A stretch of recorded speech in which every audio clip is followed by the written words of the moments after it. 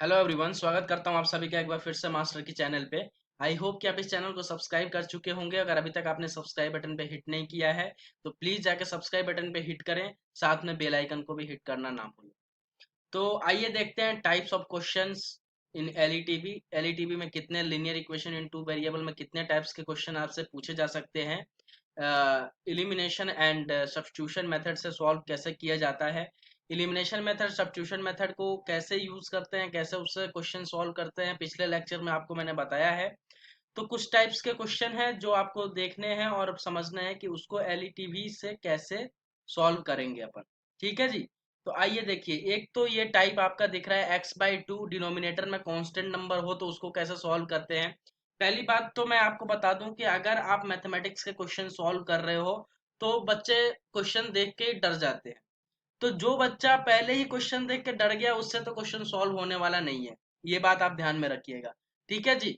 तो आपको क्वेश्चन देख के आपको घबराना नहीं है।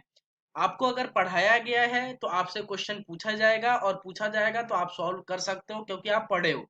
आपको ये ध्यान में रखना है कि अगर मैंने पढ़ा है, मेरे को आता है, तो क्वेश्चन सॉल्व क्यों नहीं होगा। ठीक है जी। तो क्वेश्चन देखिए, पहले तो आपको क्या दिख रहा है, पहले टाइप जो मैं लाया हूं उसमें क्या दिख रहा है, कांस्टेंट नंबर है डिनोमिनेटर में हर जगह। ठीक है जी। तो मैंने बताया था कि एलईटीबी के क्वेश्चन में कभी भी डिनोमिनेटर में कुछ नहीं होना चाहिए, आपको एलिमिनेट करना है यानी उसको हटाना है। ठीक है जी। पहला टाइप तो एक ये हो गया। दूसरा टाइप आप देखिएगा तो उसमें आपको वेरिएबल और कांस्टेंट नंबर दोनों दिख रहे हैं डिनोमिनेटर में। ठीक है। तीसरा टाइप देखिए, तीसरा टाइप जो आपको दिख रहा है इसमें वेरिएबल दिख रहे हैं, दो वेरिएबल एक साथ दिख रहे हैं एडिशन और सब्ट्रैक्शन में, और एक जैसे दिख रहे हैं ये भी देखिए जरा आप। 55/x+y, और यहाँ भी x+y है, यहाँ x-y है, यहाँ x-y है। तो सेम जैसे दिख रहे हैं। नेक्स्ट देखिए आप, यहाँ पे भी देखिए, यहाँ पे भी कांस्टेंट नंबर और वेरिएबल दोनों चल रहे हैं और दो दो चल रहे हैं एक साथ एडिशन में, और आपको एक जैसे दिख रहे हैं यहाँ भी, और यहाँ एक जैसा, यहाँ और यहाँ एक जैसा। ठीक है जी। और लास्ट टाइप जो आपका आता है वो आता है ये b/a, और यहाँ देखिए a/b, और यहाँ 2ab, और यहाँ a² + b²। तो इस टाइप्स के क्वेश्चन को कैसे करेंगे, क्या ट्रिक है करने का, ये देखिए आप जरा। पहला टाइप जो है वहां पे आपको कांस्टेंट नंबर दिख रहा है डिनोमिनेटर में, तो आप कैसे हटाओगे। मैं आपको ट्रिक समझा रहा हूँ, पूरे क्वेश्चन सॉल्व करके बेटा नहीं बताऊंगा क्योंकि टाइम बहुत ही आपका खराब होगा। तो इलिमिनेशन मेथड और सब्स्टिट्यूशन मेथड दोनों मेथड मैंने आपको बताया है, आप किसी से भी कर सकते हो। कब कर सकते हो, जब आपको देखने को किस फॉर्म में देखने का आदत है, देखने को आदत है क्वेश्चन को। आइए बताता हूँ इसको कैसे इलिमिनेट करेंगे। तो कांस्टेंट नंबर दिख रहा है ना डिनोमिनेटर में, कुछ नहीं करो, इसका एलसीएम ले लो। तो इसका एलसीएम कितना हो जाएगा, 18। तो इसके टेबल में 18 कितने टाइम्स में आता है बताइए, 9। 9 टाइम में तो 9x, और यहाँ 9 टू जा तो 2y इज इक्वल टू 6। तो यहाँ क्या आ जाएगा, 9x - 2y is equal to 6 into 18। ठीक है, ये आपका फर्स्ट इक्वेशन बन गया। और सेकंड इक्वेशन को ऐसे ही एलिमिनेट कर दो तो यहाँ क्या आ जाएगा, इसका एलसीएम आ जाएगा 21। तो यहाँ आ जाएगा 3x + 7y is equal to what, 21 × 5। तो ये आपका आ गया सेकंड इक्वेशन। इसको मल्टीप्लाई कर दीजिए, इसको मल्टीप्लाई कर दीजिए, इधर कांस्टेंट नंबर इधर कांस्टेंट नंबर, और इधर क्या बन गया आपका सेकंड इक्वेशन 3x। ये 21 इधर से हट जाएगा, 3x + 7y is equal to 21 × 5। ये आ गया आपका सेकंड इक्वेशन 21 × 5। ठीक है जी। तो अब आपको सिंपल फॉर्म में दिख गया, फर्स्ट इक्वेशन किसके फॉर्म में दिख गया, 9x - 2y is equal to 18 × 6। ये फर्स्ट इक्वेशन दिख गया, और 3x + 7y is equal to 21 × 5, ये आपका सेकंड इक्वेशन दिख गया। तो अब आप सब्स्टिट्यूशन लगा दो या फिर एलिमिनेशन लगा दो, और x और y की वैल्यू आप फाइंड आउट कर सकते हो। ऐसे ही जो नेक्स्ट आपका टाइप है वो देखिए, इसमें आपका वेरिएबल दिख रहा है डिनोमिनेटर में, और यहाँ वेरिएबल दिख रहा है डिनोमिनेटर में। यहाँ पे भी देखिए 5/x है, और यहाँ 3/2x है, और यहाँ भी 2/3y है, और यहाँ 3/y है। यानी आपको डिनोमिनेटर में वेरिएबल दिख रहा है किस फॉर्म में, 1/x और 1/y के फॉर्म में। जब भी आपको एक जैसा चीज रिपीटेड में दिखे मैथमेटिक्स के क्वेश्चन में, ये बात आप बहुत अच्छे से याद रखिएगा। अगर मैथमेटिक्स के क्वेश्चन में एक ही चीज बार बार रिपीट हो रहा है तो उसको कुछ छोटे फॉर्म में मान लो, लेट कर लो।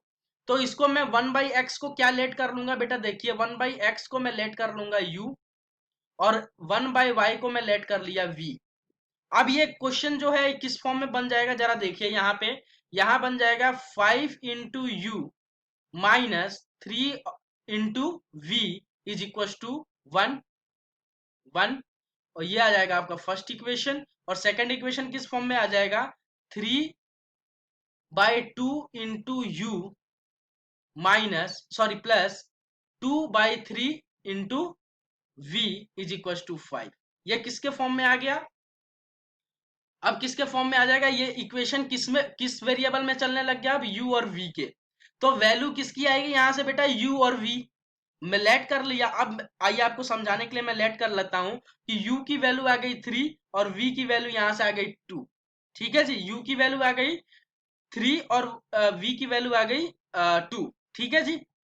तो बच्चे क्या करते हैं, आंसर जब सॉल्यूशन ऑफ दिस इक्वेशन पूछा जाता है तो u और v की वैल्यू बता देते हैं, लेकिन आपको वेरिएबल किस में गिवन था बेटा, x और y में। तो वैल्यू किसकी बतानी है आपको, x और y की, ना कि v और u की। तो v की वैल्यू कितनी आई है, आपने क्या माना है, लेट क्या किया है, देखिए यहाँ पे लेट जो आपने किया है 1/x को आपने माना है u, और 1/y को माना है आपने v। ठीक है जी।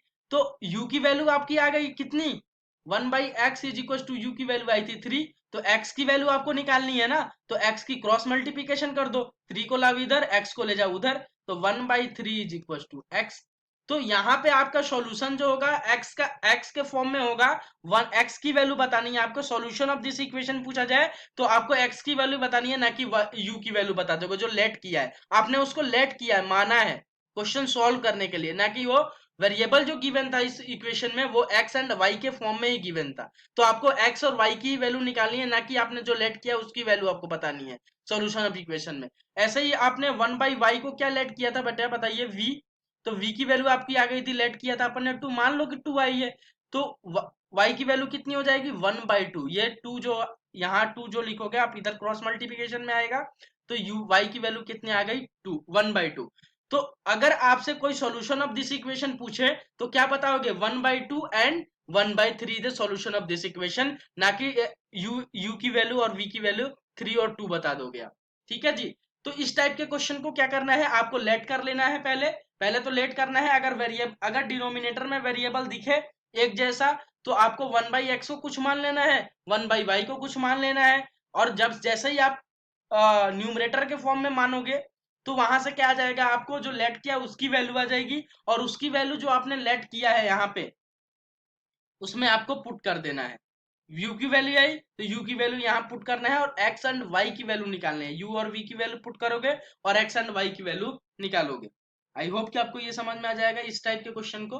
अब यहाँ देखिए, यहाँ जो आपका थर्ड टाइप है इसमें भी देखिए, डिनोमिनेटर में आपका क्या चल रहा है, x प्लस वाई और x minus y, x plus y and x minus Y.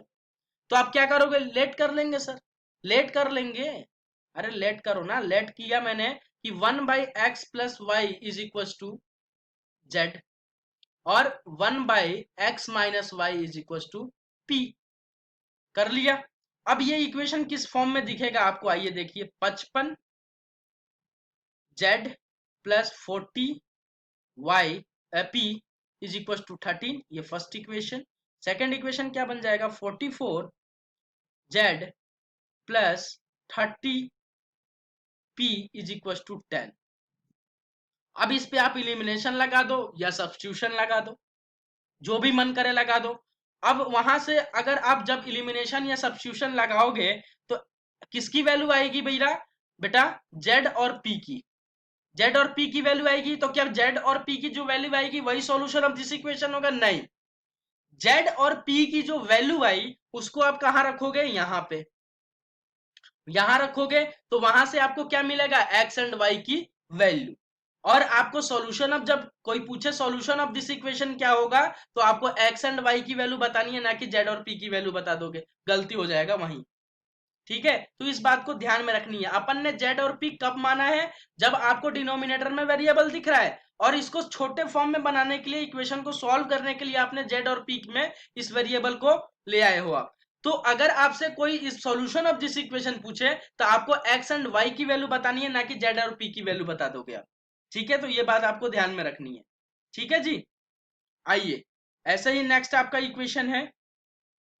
देखिए यहाँ पे भी देखिए 3x+2y और 3x-2y, 3x+2y, 3x-2y, ऐसे क्वेश्चन बहुत मिलेंगे, ऐसे टाइप के क्वेश्चन आपसे पूछे जाते हैं। और मैं आपको यही सजेस्ट करूंगा कि इसमें इलिमिनेशन मेथड लगाना आप, क्योंकि ये थोड़े भारी हार्ड लेवल के क्वेश्चन है। इसमें कोफिशिएंट जो दिख रहा है, कांस्टेंट टर्म दिख रहा है, बड़े बड़े दिख रहे हैं आपको।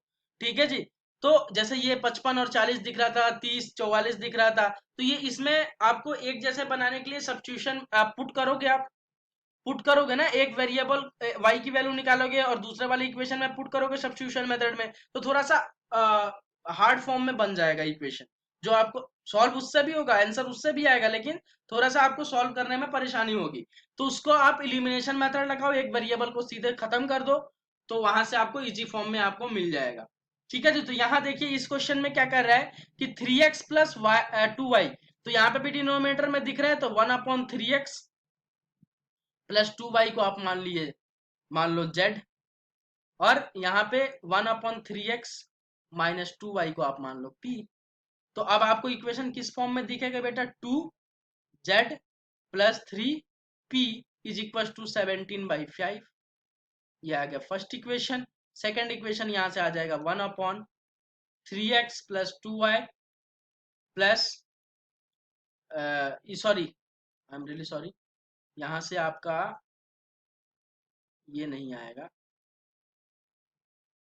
देखिए सेकंड इक्वेशन जो आपका आ जाएगा, ये आ जाएगा 5z + 1p = 2। तो ये आपका आ गया सेकंड इक्वेशन। अब देखिए ये इक्वेशन और ये इक्वेशन, ये इस फॉर्म में आप जब दिख रहे हैं तो कितना हार्ड लग रहा है, इस फॉर्म में आप देख रहे हैं तो कितना इजी लग रहा है। ठीक है, तो यहाँ से z और p की वैल्यू निकाल लो, और z और p की जब वैल्यू आ जाए तो z की वैल्यू यहाँ रख लो, वहां से x एंड y की वैल्यू निकाल लो, सिंपल।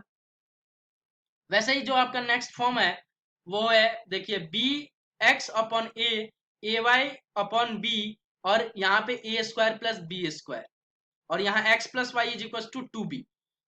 तो बच्चे यहाँ कंफ्यूज हो जाते हैं, बेटा ये बी ए और ए बी जो लिखा है ना, ये कांस्टेंट है, ये कांस्टेंट है, ये वेरिएबल नहीं है। जैसे आपने फर्स्ट फॉर्म देखा था वैसा ये सबसे लास्ट वाला फॉर्म है, इसमें बच्चे कंफ्यूज हो जाते हैं। जो क्यों कांस्टेंट है, क्योंकि ये कोफिशिएंट ऑफ एक्स है, कोफिशिएंट ऑफ वाई है। यहाँ पे कोफिशिएंट ऑफ एक्स क्या है, कोफिशिएंट ऑफ एक्स है b/a, और कोफिशिएंट ऑफ वाई क्या है, a/b। तो आप जैसे ही कांस्टेंट, जैसे x/2 मानो इसको, इसको y/3 मान लो, तो ये कांस्टेंट नंबर है, a और b यहाँ पे क्या है, कांस्टेंट है। ठीक है जी, यहाँ वेरिएबल नहीं है जो आपको सोचने की लेट करने की जरूरत पड़ेगी, नहीं, सीधे एलसीएम लो इसका। तो एलसीएम जैसे ही लोगे आप, तो एलसीएम क्या बन जाएगा बेटा, बोलिए, ए बी = a² + b², और यहाँ क्या बन जाएगा, यहाँ हो जाएगा b² x + a²/y, और इस ए बी को आप इधर मल्टीप्लाई में कर दो, ये भी कांस्टेंट, ये भी कांस्टेंट, तो कुछ कांस्टेंट ही आएगा। तो b² x + a²y = ab a² + b²। ये आपका RS अग्रवाल का क्वेश्चन है 47 नंबर। ठीक है जी, और देखिए इधर आपका ये बन गया, और इधर क्या बन रहा है, x + y = 2ab। तो ये आपका फर्स्ट इक्वेशन, ये आपका सेकंड इक्वेशन आ गया इजी फॉर्म में। सब्स्टिट्यूशन लगा दो, इलिमिनेशन लगा दो, किसी से भी आंसर निकालो, सेम ही आएगा। तो इस टाइप के क्वेश्चन आपसे पूछे जाएंगे एलईटीबी में, इलिमिनेशन मेथड और सब्स्टिट्यूशन मेथड से। एक और लेक्चर आएगा आपका एलईटीबी का, और आपका एलईटीबी एंड हो जाएगा, जिसमें आपको होमोजेनियस इक्वेशन बताया जाएगा, और कोफिशिएंट से आपका क्वेश्चंस कैसे सॉल्व होते हैं, coefficient of x, coefficient of y, इससे कैसे क्वेश्चन सॉल्व होंगे वो बताएंगे आपको। और वहां पे आपका चैप्टर एंड होगा, उसके बाद अपन स्टार्ट करेंगे क्वाड्रेटिक इक्वेशन। तो आई होप कि आपको एलईटीबी काफी अच्छे से समझ में आ रहा है। ये जो मैंने टाइप्स ऑफ क्वेश्चन आपको बताए हैं काफी अच्छे टाइप्स हैं, और इस टाइप के ही क्वेश्चन आपसे पूछे जाते हैं जब आप क्वेश्चन सॉल्व करेंगे। और मैं आप लोगों से रिक्वेस्ट करूंगा कि अब आप जो भी बुक आप सॉल्व कर रहे हैं, मैं तो प्रेफर करूंगा RS Agarwal is a best book आपका है 10th लेवल के लिए। 10th लेवल के लिए बेस्ट बुक है आपका मैथमेटिक्स के लिए RS अग्रवाल। तो RS अग्रवाल को ही सॉल्व करें आप फॉर 10th। और आई होप कि आपको ये वीडियो समझ में आएगा। आई होप कि आप इस टाइप्स ऑफ क्वेश्चन को समझ पाएंगे। Thank you so much. मिलते हैं एक नई वीडियो के साथ। अभी के लिए इतना ही। जय हिंद, जय भारत।